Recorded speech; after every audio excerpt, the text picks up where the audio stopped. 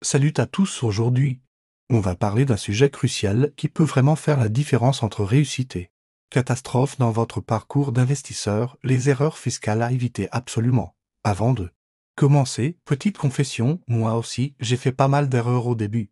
Et croyez-moi, certaines m'ont coûté très cher. C'est justement pour vous éviter ces galères que je partage cette vidéo aujourd'hui. Première erreur majeure, la négligence dans la déclaration des revenus locatifs. Je vois tellement d'investisseurs qui oublient de déclarer leurs revenus Airbnb ou qui mélangent tout dans leur déclaration.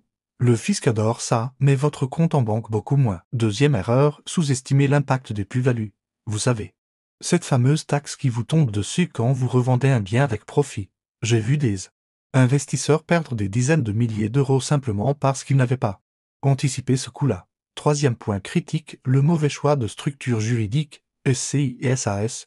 Auto-entrepreneur, ce n'est pas un concours de lettres, mais un choix stratégique qui peut vraiment impacter votre rentabilité.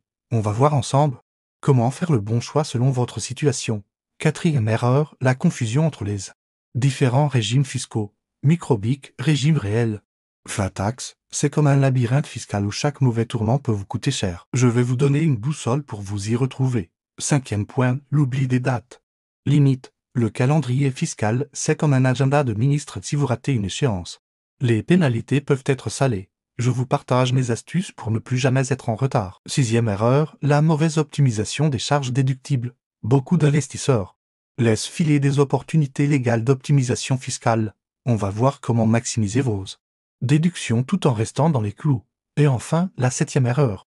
Peut-être la plus grave, ne pas se faire accompagner quand c'est nécessaire. L'expertise a un coût. Mais l'ignorance peut vous coûter beaucoup plus cher, mais ne vous inquiétez pas. Pour chacune de ces erreurs, je vais vous donner des solutions concrètes et applicables dès demain. Des stratégies que j'utilise personnellement et qui ont fait leurs preuves. L'objectif n'est pas d'éviter les impôts de ça. C'est illégal, mais d'optimiser intelligemment votre fiscalité dans le cadre de la loi. C'est la différence entre un investisseur amateur et un investisseur averti. Je vous donne aussi un conseil. Bonus, gardez toujours une trace écrite de vos décisions fiscales importantes. Ça peut vous sauver.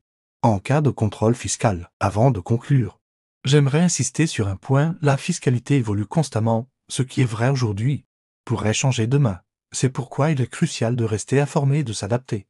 Si cette vidéo vous a été utile, n'hésitez pas à la partager avec d'autres investisseurs qui pourraient en avoir besoin. Laissez un commentaire pour partager votre expérience ou poser vos questions.